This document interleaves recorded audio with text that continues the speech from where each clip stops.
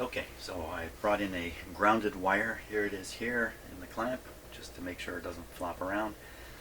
This scares me a little bit, bringing a real ground into my shop, just a little bit. So this piece of wire goes about 15 feet and connects right onto the ground clamp on my water service pipe where it enters my house, which is just a short distance from here. And the clamp is the ground clamp for the power system, the fuse box being about 8 feet away from that location too. So I basically, this wire goes to the ground point of my house. And being joined by shadows, so we'll get a little bit of a more entertainment here shortly. So this should really be the same as any other ground that's grounded to the power system third prong in the outlet, green neutral wire in the wiring. Here she comes. She. So let's just do a couple tests here. Yes, right away a wire to chew on. Look, I don't want you chewing on some of these. Okay, there's a lesson here you don't want to learn. So first, I'm just going to do a couple of silly tests. Let's see if there's any voltage between these wires. That's good. 0. Make the meter as sensitive as possible. Oh, that's good. That's very reassuring. And now, while my antenna is being chewed away, I'll actually try for continuity. I don't know if this is even possible. Huh. So that's about a total of probably 30 feet of wire all together. So going from the piece of equipment here, third prong on the piece of equipment, around through the house wiring to the fuse panel, from the fuse panel down the ground wire to the water pipe clamp, from the water pipe clamp back to here. And I actually got a continuity check on it. It impresses me. Okay, doesn't take much to impress me.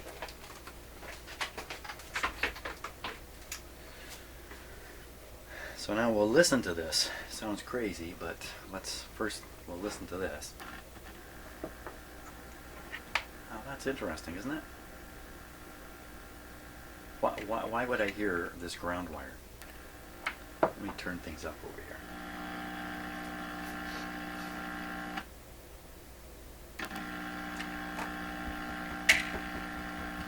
What's going on there, Shadow?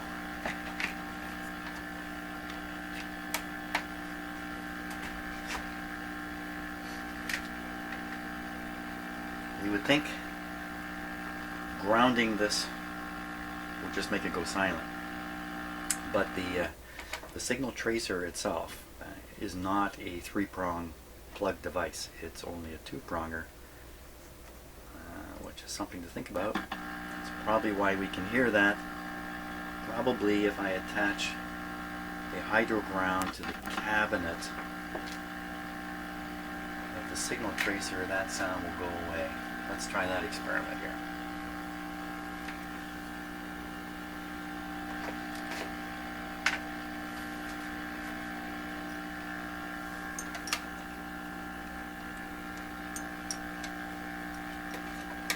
I can't forget this radio's on, even though it's not making any sound now. So this is basically a hydro ground point. I'm just going to put on the cabinet of this.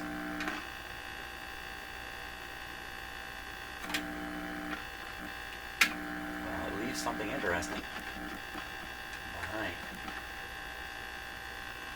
Buzzy sound.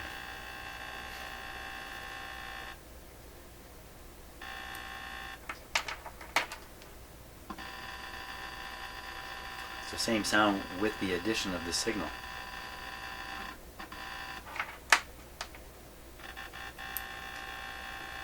Wow, this should have been the simplest thing ever. Sure isn't now.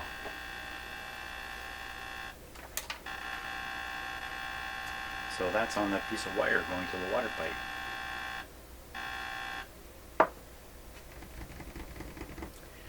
even with the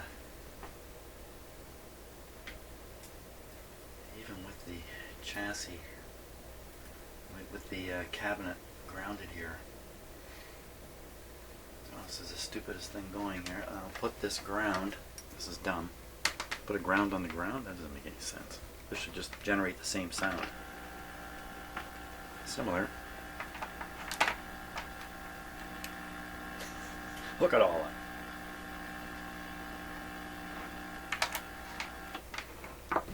What I'm thinking is, as much as I'm doing this with this receiver over here, if I did it with this one, I get the same result. All the same stuff would happen. This is nutsy. So how do you hook up an antenna without getting all this junk upon it, since the junk appears to be everywhere?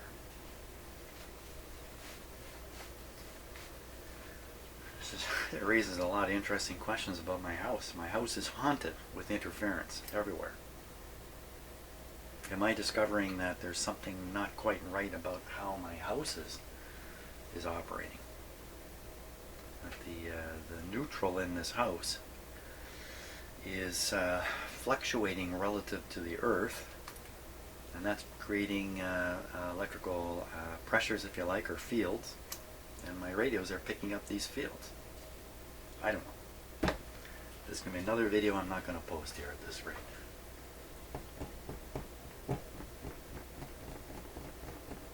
Well, what if I just ignore all this and just carry on? That's one of my favorite tactics when I'm in a situation like this. Just ignore it all and carry on.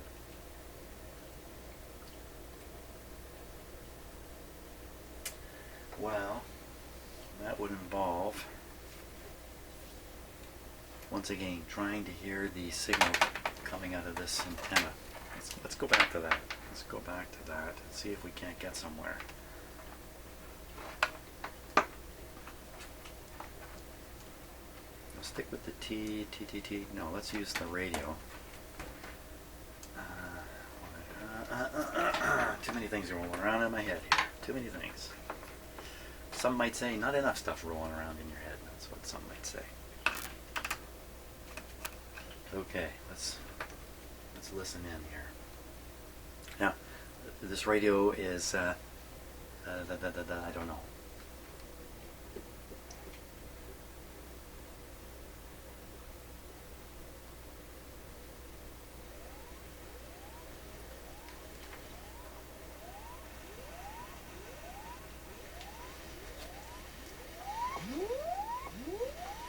Okay, you heard what's coming out of there.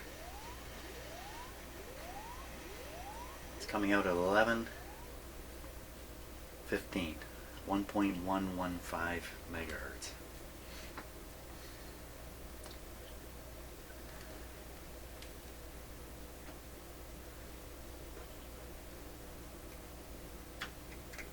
That's just crazy quiet. It's crazy.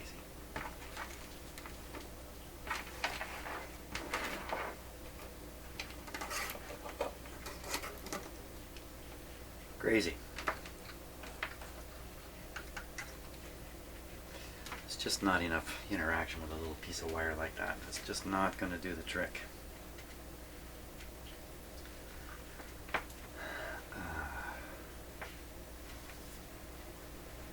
So how can I treat this wire so it works like it would if it were hooked up to an antenna? Won't pick up the crap in the shop, but will pick this thing up. If I just extend this wire and wrap it around here, or do something crazy like that, maybe that'll do it.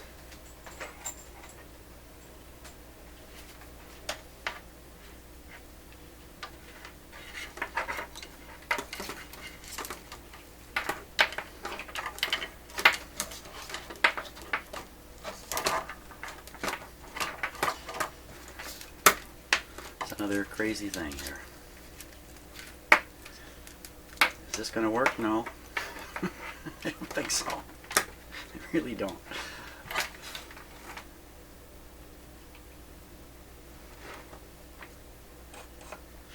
Okay, no speaker on this radio.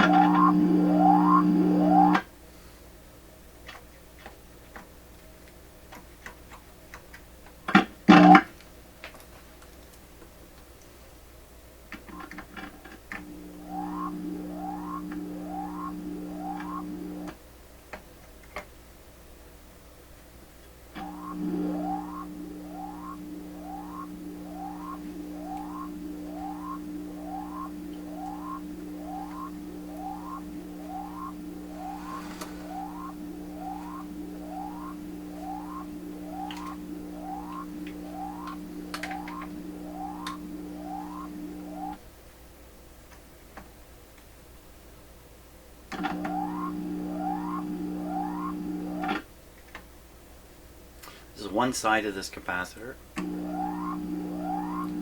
the other side. Nothing. I don't know if that's a problem. Maybe not. Maybe this other side is grounded. Here's the grid leak resistor.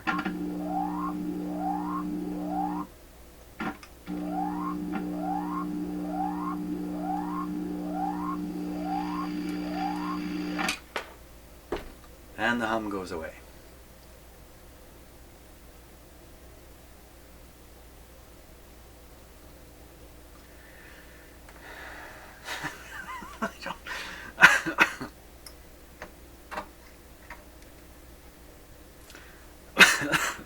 Excuse me, I'm falling apart here. Back with the hum.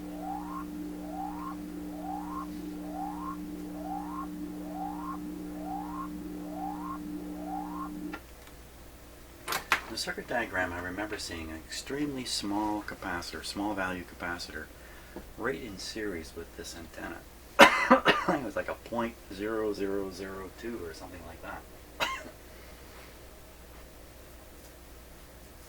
Would that help out the situation any? If I grab a small capacitor here. This is not so small. Tried this earlier, didn't do anything. Can't imagine how it would.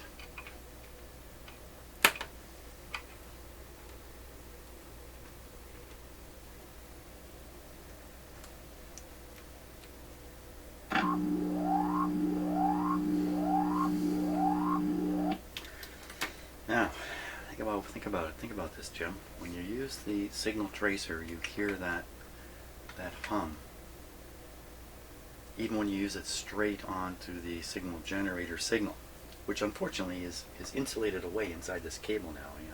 When I made this up, I covered all the leads, so I don't have an easy access to the output of this of my little AM station transmitter, shop transmitter. Bit of an oversight.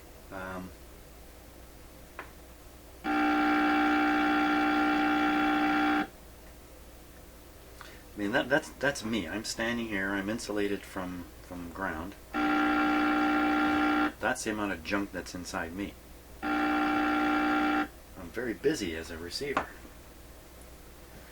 So if I got that much junk inside me standing here,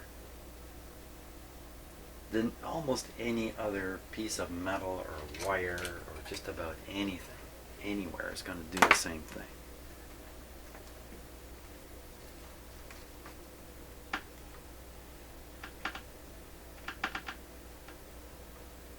Make a liar of me.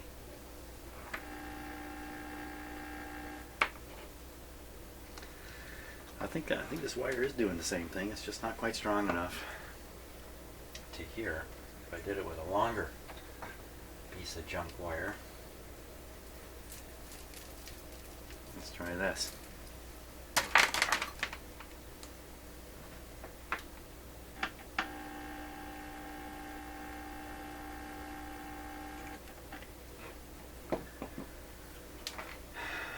So there's such a level of stuff in my shop here, no surprise. And even a fairly short pieces of wire are going to pick up signals. See, it's just possible that there are signals getting into this radio halfway through it, being picked up strong enough to be amplified and carried out. That might explain why I hear nothing here, but hear everything here.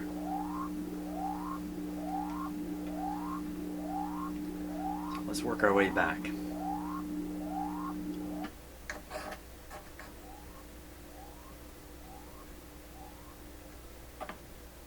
Gone. If we can hear it here. Too faint to hear it. Not necessarily gone. It's just so faint.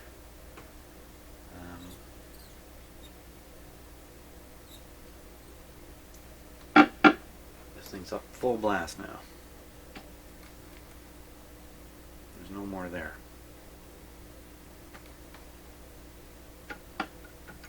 It kind of surprises me. I can touch these very early stages, if you like, in the radio. I mean, this is right off the antenna practically. There's nothing much there.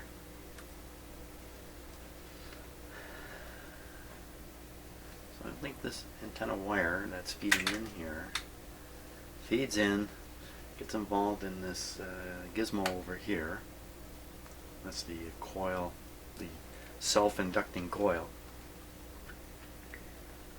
And then it should present itself right here and go through the volume control. So it should be right across here. The signal, the whole antenna signal should be right here. Ground here, antenna there.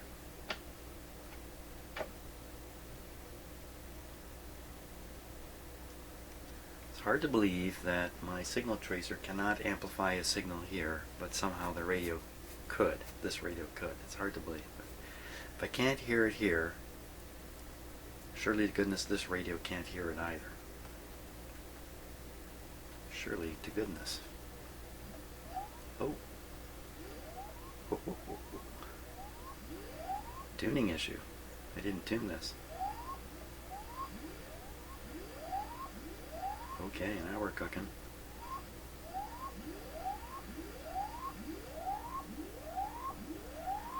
Okay, so now the other side. So this is what's being presented to the volume control. This is what's coming out of the volume control.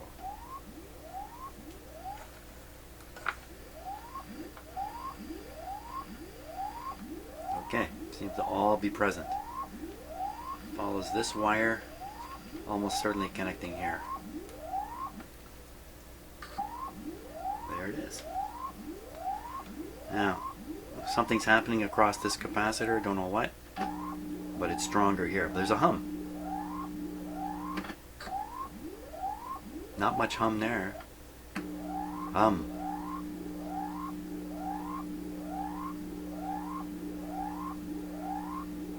That hum in the signal will just continue on through the radio.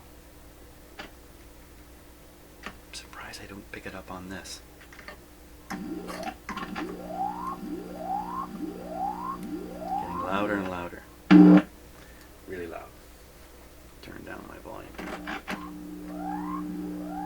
Now, see how strong the hum has become now? The hum is stronger than the signal. Now it's starting to garble up.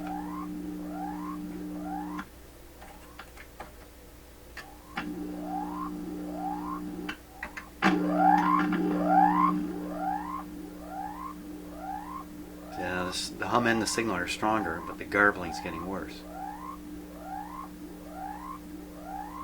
Back to the front. It sounds exactly the same, doesn't it? Hear that?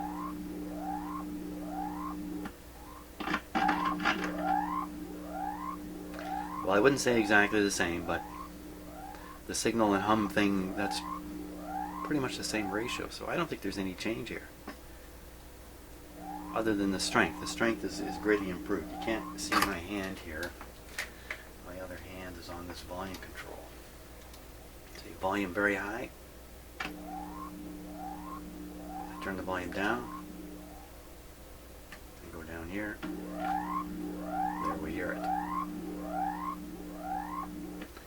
So I think it's being amplified through here quite okay. The very start, this is what we hear. Whoops. See, there's a little bit of hum in there.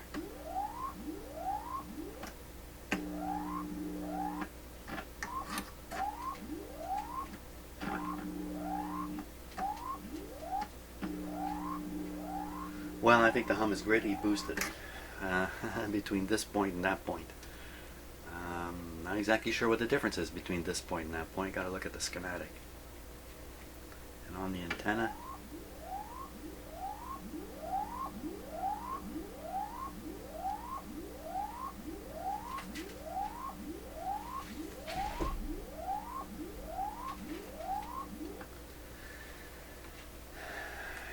and also this signal tracer has a hum inherent in it all the time also, just to add more difficulties here. So what am I finding out? I'm finding out that a relatively clean signal presented to the front end of the radio. Appears to make it through the passive front end tuning, this self-inducting coil over here, volume control, seems to make it through. Shows up here. Hear kind of a hum in there, but I'm not sure what that is. Move to the other side of this adjustable capacitor, and the hum is much more distinct relative to the signal strength. What does all this mean? I don't know. I replaced the two capacitors that are supposed to be quieting the heater circuit along here, quieting it.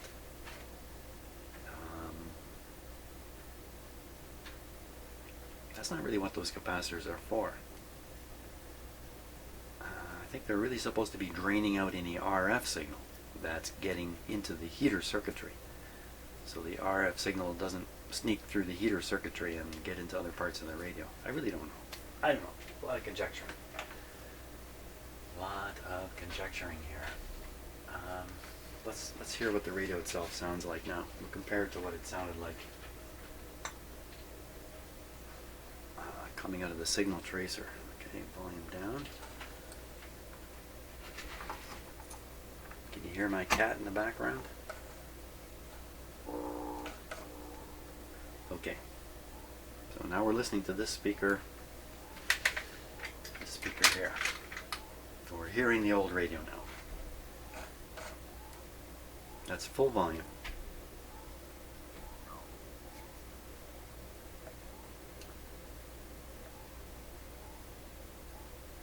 So even though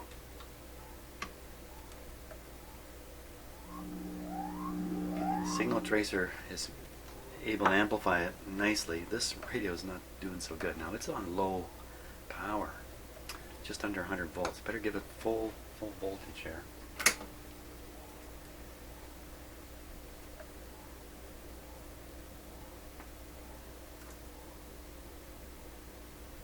Oh, it knocked it right out.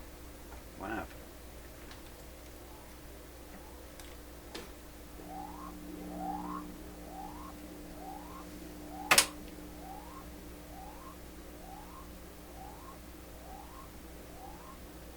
I'd say the hum level went down slightly. I just switched it back to 100 volts again. Said the hum level seemed to come up, but the signal strength didn't seem to follow.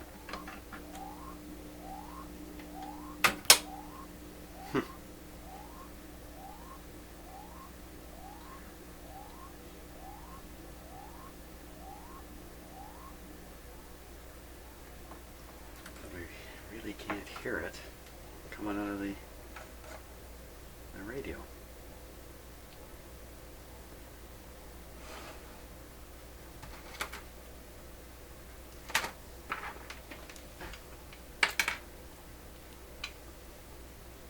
I thought we could before.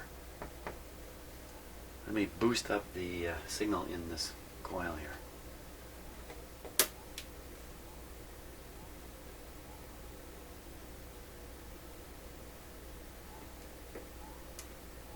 Barely hear it.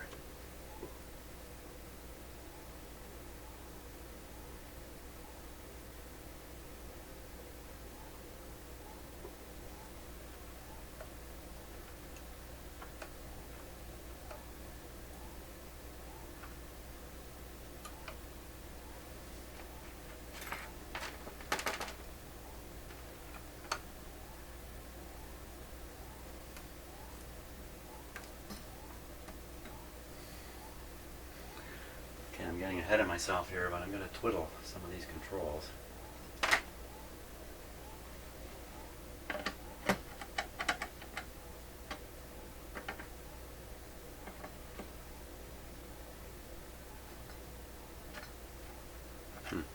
It's pretty stiff.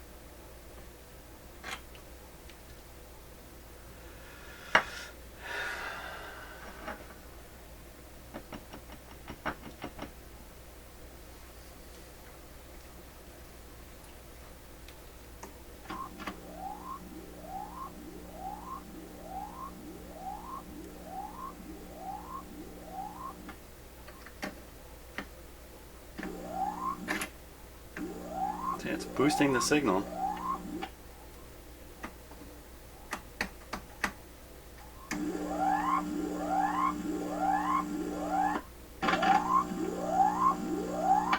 That's what's being presented to the detector. For some reason on the other side, bad contact on this too. I had trouble with this position before, I think.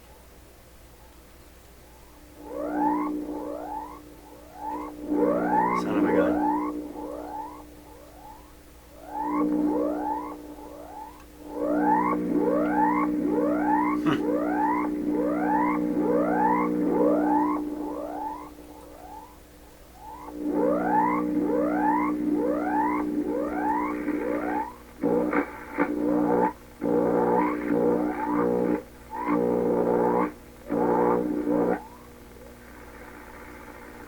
Let's change our transmission frequency up to here.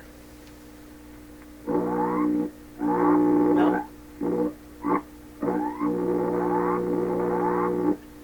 Brings in that horrible roaring hum. Well, you know, I've done an awful lot here, and I've really got myself right back to exactly where I started. The radio hums a lot when you tune stuff in. When you tune stuff in.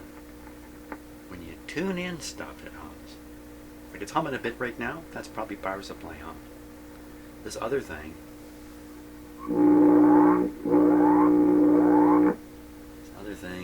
this other thing.